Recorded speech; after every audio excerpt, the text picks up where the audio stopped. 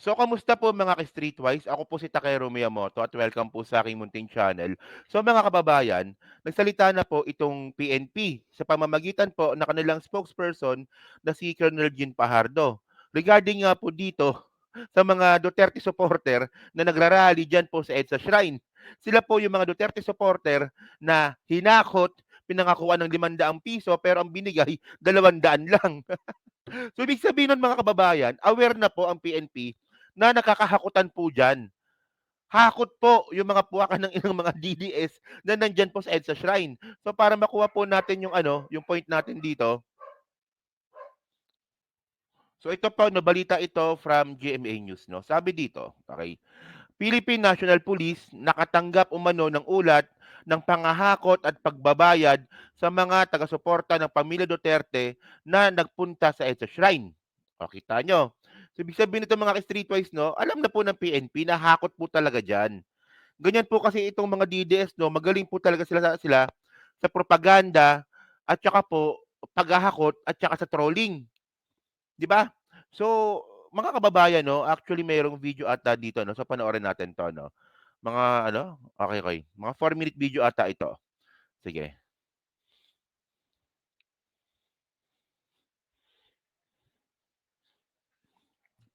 Isa, yung mga nagrarally sa EDSA Shrine yung pumupunta. So far, ano po yung napansin ng mga people, ng mga PNP personnel on the ground? Ano ba yan? Spontaneous ba silang pumunta ron? Or may mga, ano ba napansin? May mga vehicles ba na nagdala sa kanila doon?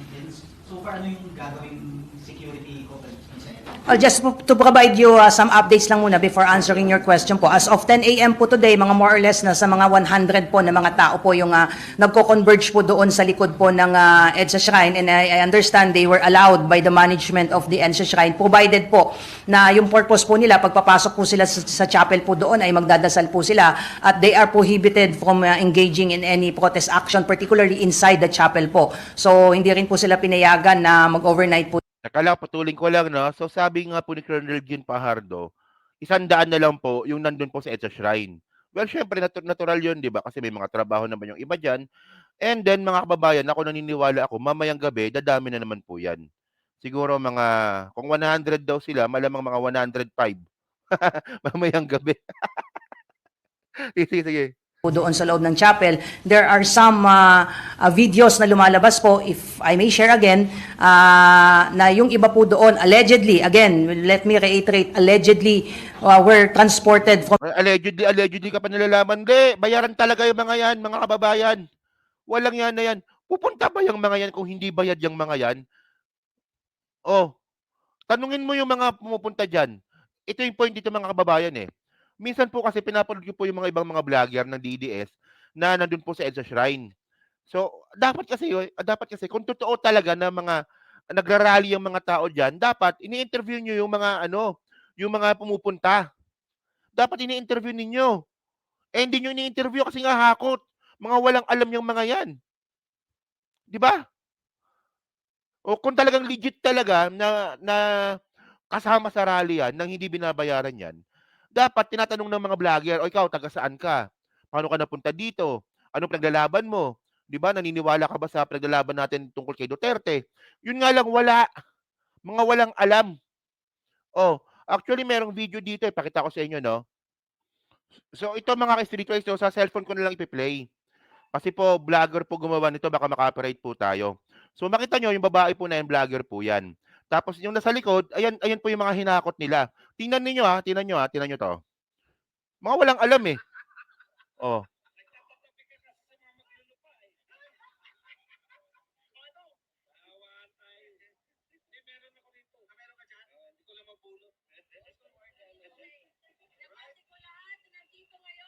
O nangungulangot pa.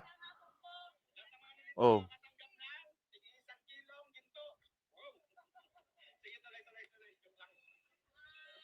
Maraming salamat sa mga pusang na dumating dito. Pusang dumating. Ayan yung tatlong lalaki sa likod. Mga walang alam yung mga yun, tingnan mo, oo. Oh. So ang point ko dito mga kababayan, kung talagang legit talaga ito mga nagrarally po na to, sana sa tingin niyo ba ito mga bata na to? Ito not judging sa mga mukha nila no.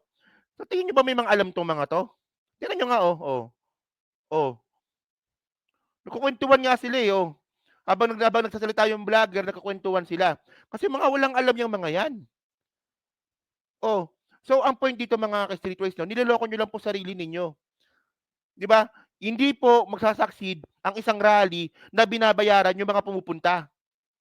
Nagsa-succeed po ang isang rally kapag genuine at totoo po yung mga taong nakikipaglaban po sa rally. So para saan yung rally? Ay, sige continue natin, sige. From their barangays, papunta po doon sa lugar, pinangakuan daw po na babayaran po sila at pakakainin po. In fact, yung iba po sa kanila ay nagrereklamo dahil allegedly ang pangako sa kanila ay bibigyan sila ng 500 for 3 days pero ang ibinigay lang ay 200 po. Nandyan po, it was documented. Di ko alam kung sino po yung nagpalabas nito. We just want to share it with you po. Tama, magnanakaw talaga, 'di ba? Ganoon talaga kung ano puno, yun din ang bunga. 'Di ba kung magnanakaw ang mga Duterte, makukuha po 'yan mismo no mga alipores niya. So yung mga alipores po ni Duterte po no, ang budget po diyan 500 kada tao. So ang ginawa po ng alipores ng mga Duterte dahil nga sa magnanakaw yung mga yung idolo nila, magnanakaw ang mga Duterte, so magnanakaw din po sila. Yung 500 na pinangako naging 200, dinakaw pa yung 300. Wala eh. Ito po yung isang tao na nagsasabi. Lakas. Ito po yung nagkukwento na isang tao na hinatak lang sila nung kanilang mga barangay para pumunta doon at mamaya ipapakita din, parang may mga resibo pa nung mapagbigay sa kanila ng 200 po. Oh, pati yung barangay captain pahuli ninyo. Walang yan kaya hindi umaasenso ang Pilipinas eh.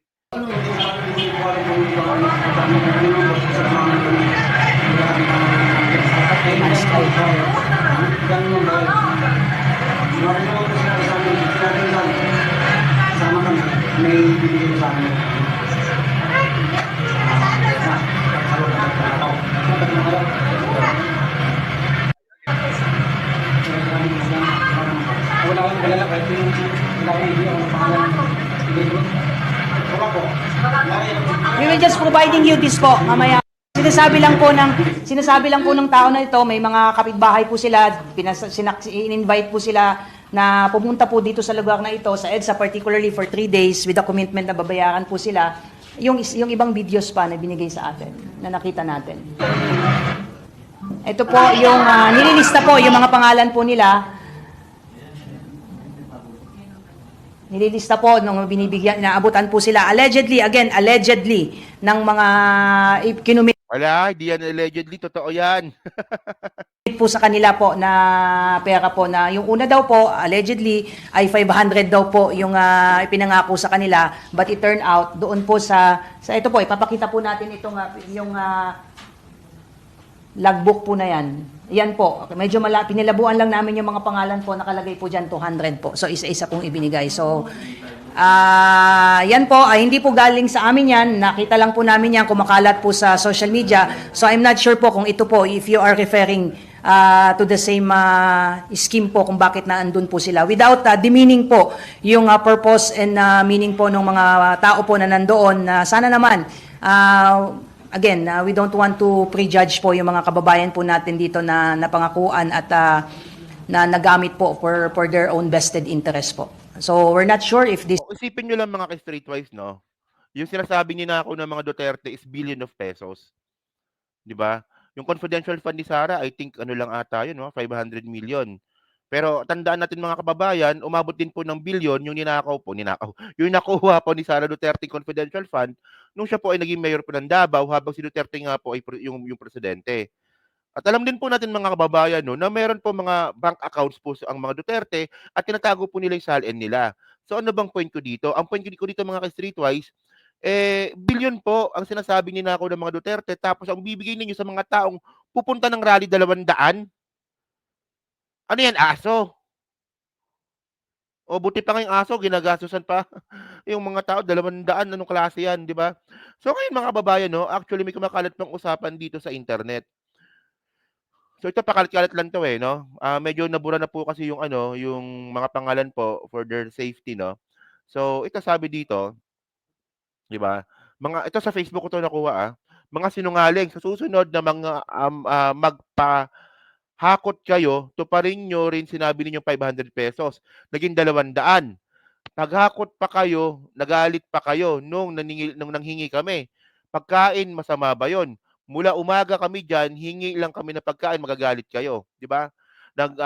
Naghakot ako, marami anong ginawa nyo. Kailangan hanapin pa namin yung naka-wristband para sa pagkain at bayad. Ayusin nyo, organizer nyo kung magpaparali kayo. So hakot nga talaga, 'di ba? Base po dito sa screenshot, 'di ba? So kala ko kami lang ganito, si Kagawad, may Kagawad pala, no? Si Kagawad kasi nagsabi ayuda daw. Sama kami, yun pala rally. O, kita nyo. O, ayuda. Ayuda yung pinangako, yun pala rally pala. Well, tayo hindi po natin ginajudge yung mga pumunta po sa rally na binayaran. Kasi malay nyo nga naman, ayuda ang pagkakasabi, at di rin po natin sila pwedeng husgahan kasi nga po, baka naghihirap naman po talaga sila. Di ba? Pero ang point ko dito mga kababayan, sinungaling po talaga ang mga Duterte, pati po yung mga aliporis nila. So ito meron pang isang video dito na papakita ko sa inyo. Ito pakalat-kalat din po ito sa internet. Tingnan nyo to Ang hilig po nila mag-edit. O ito, tingnan nyo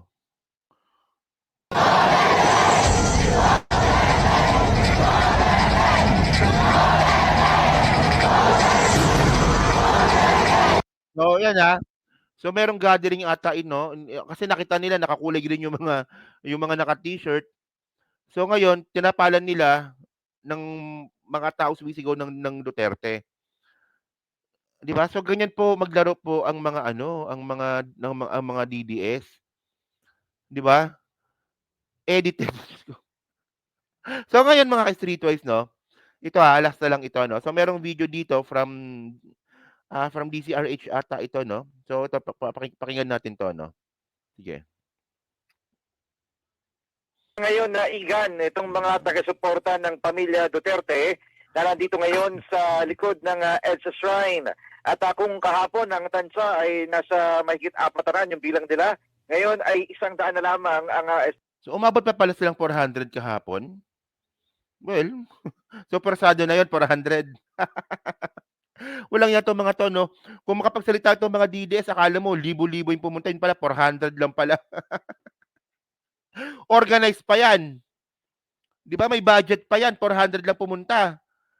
So, mas importante po sa mga kababayan natin Pilipino ang magtrabaho para mas maging produktibo kaysa pumunta po sa rally at ipagtanggol ang magnanakaw na mga Duterte. Para ipagtanggol si Zuleika Lopez.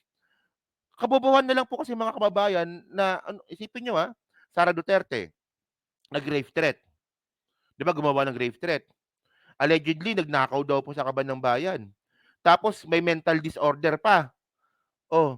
Pagkatapos, di ba palaaway pa. Tapos mahina pa utak. Sinong matinong tao ang magtatanggol kay Sara Duterte? Aber?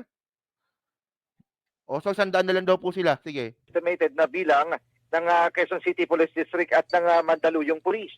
Sa mga oras ito, namamahagi ng libreng pagkain at inumin ang ilang mga volunteer sa mga taga-suporta ng pamilya Duterte. Pila-pila sa pagkuha ng burger, biskuit at bottled water. Yan yung pinamimigay ngayon dito. May Na nagsisilbing burger. burger. Burger. May Oo. burger. Hindi naman Mahal, branded yung Napaka-ironic na wow. ginawang burger lang tapos binalot. Yun yung binibigay. Eh, pag naubusan, ang binibigay sa kanila biskuit tapos may bottled water, kahon-kahon yung nandito. Ay, uwi nga Tuloy-tuloy. ako. Pagkatapos sa pagkuha ng pagkain, Uwi na ako. Oo. Baka nga yung iba kumuha lang ng pagkain.